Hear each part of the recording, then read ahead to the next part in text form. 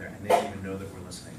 And there are pros and cons to each, and I think one of the pros to the one-way communication of the social listening is this idea that you're getting a very unfiltered response, because it's sort of an unnatural environment to be presented with a question where you have to sort of stop and think about it, or even you don't even stop to think about it. Whereas in social, these are people who feel sort of motivated to actually engage and create a thought that's unprovoked.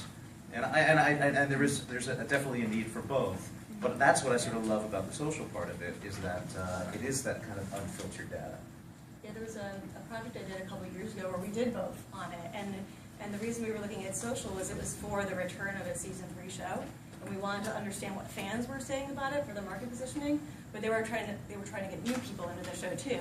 And so we learned one thing from doing traditional survey research about how do you get new people in, and then a totally different thing about what fans were saying, and we found it was actually 2 different marketing campaigns. They were talking about different characters and different things were drawing them in, and that was really useful for them in sort of targeting past viewers in one way through that media, a lot more focus on some of the niche characters, or the more mainstream big names were the people they needed to focus on for growth. And I thought we would never come to that if we'd only used one or the other methodology. It's also hard to get sort of sample sizes and demographic information through big data. It's much more reliable. If you're going out and you're trying to construct this very specific panel, answer very specific questions. Okay. Ashby, your situation's a little bit different because you have first-party data.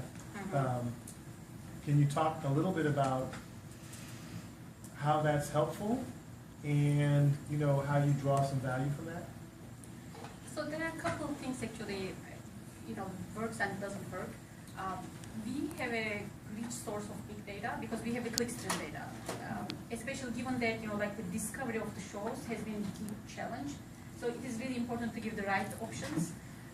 But one of the challenges that has been is the noise in the data, because everyone talks about big data. Big data is not necessarily good all the time because you need to really understand how to search for what you are looking for.